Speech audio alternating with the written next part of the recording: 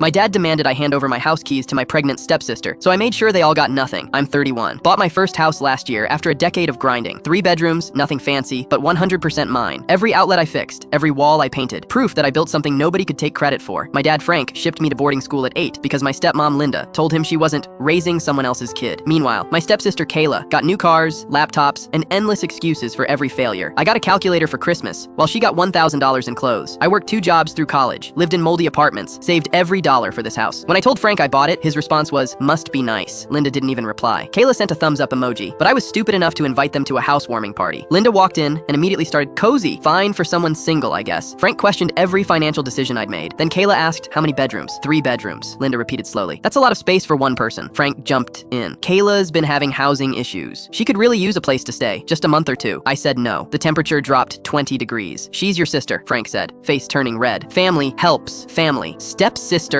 I corrected. "And family also respects boundaries." Linda launched into how selfish I was, how I was ungrateful after everything they'd done for me. They left making passive-aggressive comments about my abundance of space. Days later, Frank ambushed me at home. "Kayla's pregnant, 7 months. She needs somewhere stable." "That's unfortunate," I said, but my answer is still no. His face went purple. "You owe this family. You shipped me to boarding school at 8 because Linda didn't want someone else's kid. I don't owe you anything. We put you through that expensive school," he shot back. "I have the tuition receipts," I said. "Grandma paid for it. You told everyone you did, but it was her life savings." His jaw dropped. He didn't know I knew. The harassment started immediately. Texts at all hours. Linda showing up at my workplace causing scenes. Then, I noticed charges on my credit card I didn't make. Someone had gotten my information. The billing address? Frank's house. Voicemails ranging from guilt trips to outright threats. I sent one group text. "My answer is no. Stop contacting me or I will file for a restraining order." 12 hours later, I came home to my front yard trashed. Garbage everywhere. "Selfish" spray painted across my driveway in huge red letters. 3 smashed windows. My security cameras caught everything. Linda with the spray paint. Kayla, 7 months pregnant, hurling rocks through my windows. I pressed charges immediately. Frank called screaming about how I destroyed the family. I hung up. The cleanup cost $3,200. Linda and Kayla were arrested the next morning. Frank showed up a week later looking rough. Posting bail had wiped out their savings. "You need to drop the charges," he begged. "Kayla's pregnant. You're really going to let her go to jail? She should have thought about that before throwing rocks through my windows." He tried every angle. "Family loyalty. Think about the baby. Linda's mental health. Funny how family loyalty only applies when you need something from me," I said. "Where was it when I was 8 and Linda called me someone else's spoiled kid? Where was it when I bought this house and you couldn't even say congratulations?" He didn't have an answer. They pleaded guilty, got probation, community service, and had to pay restitution. The judge wasn't sympathetic to the pregnancy card. 3 weeks later, some guy Kayla had sent showed up at my house screaming that I was forcing her out on the streets while she's pregnant. He got arrested too. Turned out he had outstanding warrants. That night, standing in my house listening to the sirens fade, I realized something. This place didn't feel like home anymore. It felt like a target. They'd turned my sanctuary into a source of constant stress, but at least it was still mine, and they'd never set foot in it again.